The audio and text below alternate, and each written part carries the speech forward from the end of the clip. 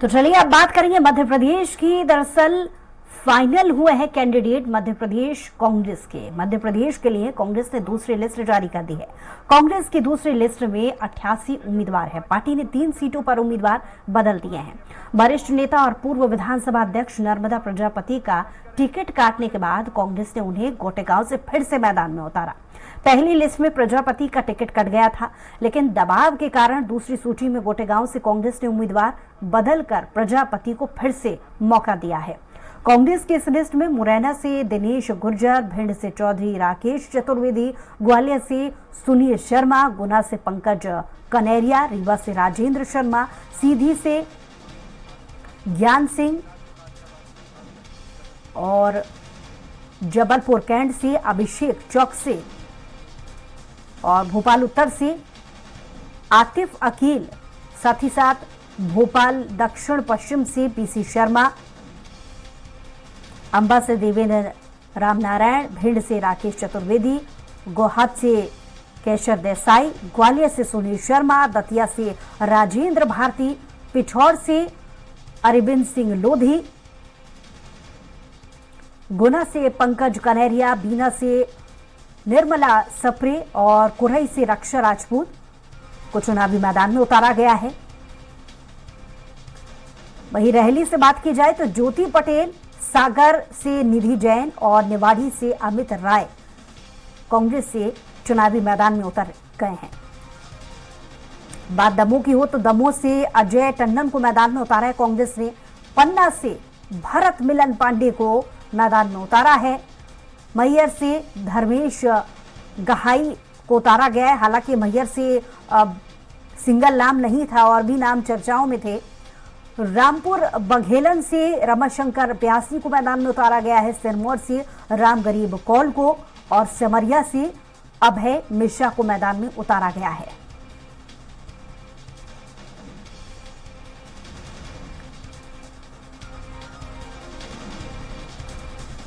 इसके अलावा देवतालाब से पद्मेश गौतम को मैदान में उतारा गया है। रीवा से राजेंद्र शर्मा को मैदान में उतारा है। सीधी से ज्ञान सिंह बतौर प्रत्याशी कांग्रेस की तरफ से चुनावी मैदान में। देवसर से बेशमनी प्रसाद वर्मा को और दोहानी से कमलेश सिंह को, ब्योहारी से राम लखन सिंह को। हालांकि राम लखन के अलावा भी ये सिंगल नाम नहीं थे। काफी मंथन के बाद में ये सीट क्लियर हो पाई है कि कांग्रेस ने ये डिसाइड किया कि आखिरकार ब्योहारी से राम लखन को ही कांग्रेस से प्रत्याशी घोषित किया जाए।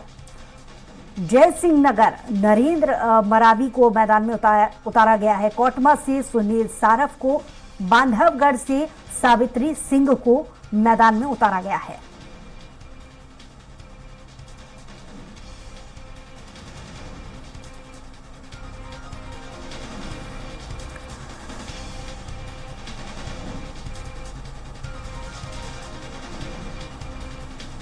मानपुर की बात की जाए तो मानपुर से तिलक राज सिंह को मैदान में उतारा गया है। विजय राघवगढ़ से नीरज बघेल को,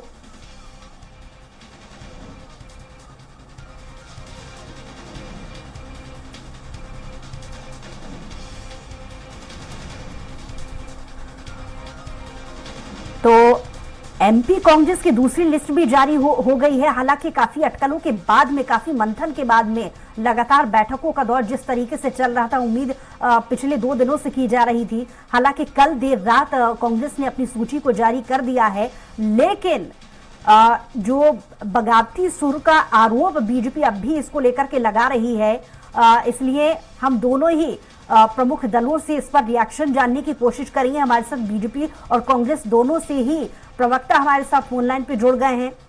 कांग्रेस से अब्बास जी हमारे साथ फोन लाइन पे जुड़े हैं, बहुत स्वागत है आपका। और दूसरी तरफ बीजेपी से प्रवक्ता हमारे साथ जुड़ गए हैं, अनिल जी, बहुत स्वागत है आपका। सबसे पहले अनिल जी आप ही के पास आऊंगी। एक छोटा सा रिएक्शन, कल देर रात जो 88 नामों की लिस्ट कांग्रेस ने जारी कर दी है, उस पर आपका एक छोटा सा रिएक्शन, फिर अब्बास जी के पास जाऊंगी वापस। कांग्रेस में कपड़ा फाड़ की तरह चली जिस नेताओं को जिसके कपड़े फाड़ने थे आपस में कपड़े फाड़े।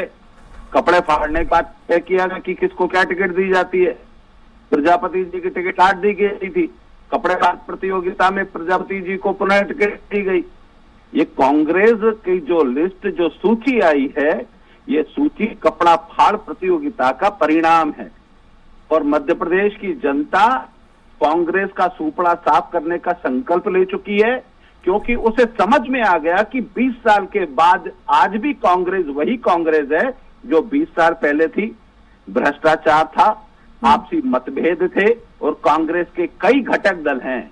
इसमें राहुल कांग्रेस अलग है, दिग्विजय सिंह कांग्रेस अलग है, कमलनाथ कांग्रेस अलग है, और सज्जन सिंह वर्मा की कांग्रेस अलग है, जीतू पटवारी की कांग्रेस अलग है। ये सूची आई है, ये हार की सूची है, और कांग्रेस को इसका परिणाम बहुत जल्दी कांग्रेस से देखने को या मिलेगा। अब्बास जी से रिएक्शन ले लेते हैं, क्योंकि उन्हीं की पार्टी की देर रात सूची जारी हुई है। अब्बास जी कह रहे हैं कि सिर्फ होटलवल की स्थिति जो अब भी कांग्रेस में बनी हुई है वो नजर आ रही है। ये कांग्रेस की सूची जारी हो जाने के बाद कह रहे हैं अनिल जी, अब्बास जी।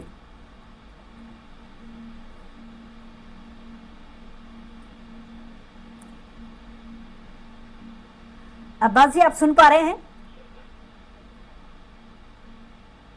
चलिए, दोबारा उनसे संपर्क करने की हम कोशिश करेंगे। वरिष्ठ पत्रकार हमारे साथ फोन लाइन पे जुड़ गए हैं, रंजन श्रीवास्तव जी, बहुत स्वागत आपका। रंजन जी, देर रात जो कांग्रेस की लिस्ट जारी हुई है, छोटा सा रिएक्शन आपका। देखिए, जो पहली लिस्ट में भी था और दूसरी लिस्ट में भी है, मुझे इसमें गुटों की छाया दिखाई पड़ रही है। जो बातें होती थी कि हम स्ट्रीमलाइन कर रहे हैं काम को, 5 लेयर पे सर्वे हो रहा है, तो सर्वे के बाद जो केवल विनेबिलिटी फैक्टर होना चाहिए था, लेकिन जैसे 3 कैंडिडेट को आपने रिप्लेस किया, तो एक केपी सिंह की गलती थी, उनके सीट पे आपने जो कैंडिडेट लाए थे हटा दिया। अगर एमपी प्रजापति कैंडिडेट ठीक नहीं थे को फिर क्यों हटाया था, फिर दोबारा क्यों लाया? तो फिर तो उसमें फिर लगता है कि पार्टी में या तो पहले सोच विचार ठीक से नहीं हुआ था, या संभावित जो डर है कि विद्रोह हो जाएगा, झगड़े हो जाएंगे, बहुत सारी वैमनस्यता सामने आ जाएगी, इससे तो फिर पार्टी में अच्छा मैसेज नहीं गया है। अगर आपने सोच समझ के टिकट दिया था तो बदलने की नहीं होना चाहिए था। ठीक है, अब्बास जी से जान लेते हैं इस बात को। अब्बास जी मेरे ख्याल से एक बार फिर से जुड़ गए। अब्बास जी, चलिए, समय लौटूंगी मैं अब्बास जी के पास, बात पूरी कीजिए रंजन जी। जी, तो हमने कहा जैसे भी सारे अगर विनेबिलिटी फैक्टर एक बात फैक्टर था जिसपे पार्टी को ध्यान देना था, तो जिस तरह से टिकट हटाए गए हैं 3 के, तो बहुत ही सरप्राइजिंग है। भाई केपी सिंह पहले शिवपुरी शिफ्ट किया, शिवपुरी जब वहाँ पिछोर से 6 बार चुनाव जीत रहे थे, पिछली बार मंत्री नहीं बनाया आपने उनको, तो माना जा रहा है उनकी सीट मजबूत है, तुमको शिवपुरी क्यों लाया गया?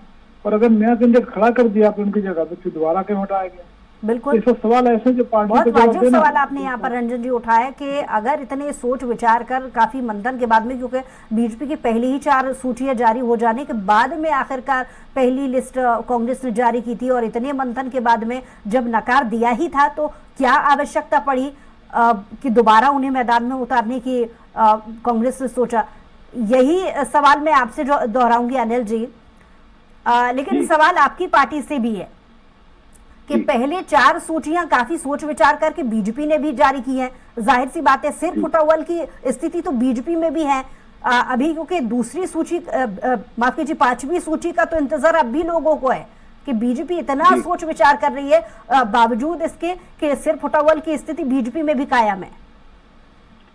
देखिए, भारतीय जनता पार्टी की परिपाटी अंतिम कार्यकर्ता जो होता है उसको भी चुनाव लड़ाने की होती है। हमारे यहाँ गुटबाजी नहीं चलती। पार्टी तय करती है कि किस उम्मीदवार को कहां से चुनाव लड़ना है, और अन्य कार्यकर्ताओं की जिम्मेदारी होती है कि उस नेता को जिताना है जिसको पार्टी ने उम्मीदवार घोषित किया है।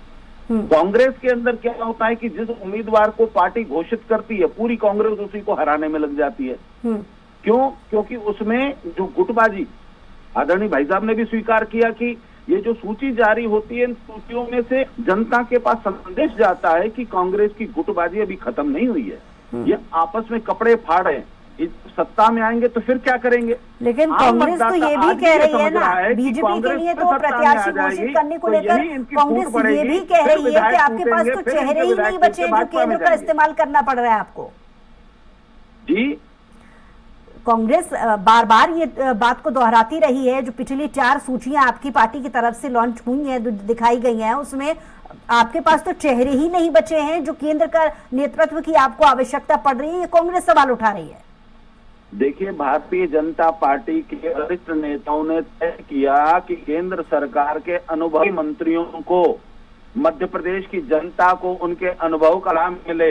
ये भारतीय जनता पार्टी का आंतरिक मामला है कि हम केंद्र के मंत्री को लड़ाते हैं कि एक पार्षद को चुनाव लड़ाते हैं कि एक आम कार्यकर्ता को चुनाव लड़ाते हैं, परंतु भारतीय जनता पार्टी का जो कार्यकर्ता होगा वो जयचंद नहीं होगा, वो देशद्रोही नहीं होगा, वो भारत विरोधी नहीं होगा, वो सनातन विरोधी नहीं होगा।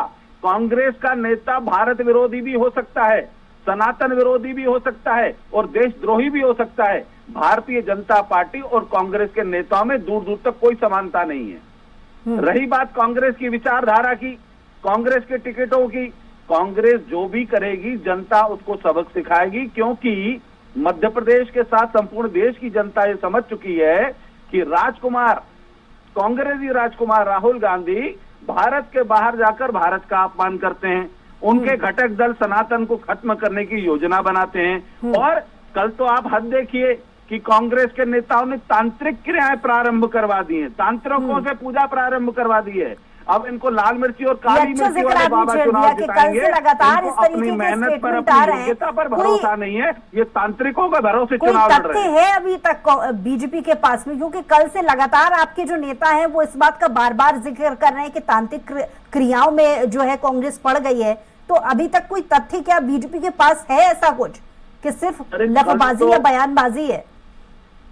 कल इंडिया टीवी पर जिस तांत्रिक ने क्रियाएं कर रहा है, उस तांत्रिक ने कहा है कि कांग्रेस के नेताओं के लिए, कांग्रेस के विजयश्री के लिए हम तांत्रिक क्रियाएं कर रहे हैं। इससे ज्यादा क्या साक्ष्य चाहिए?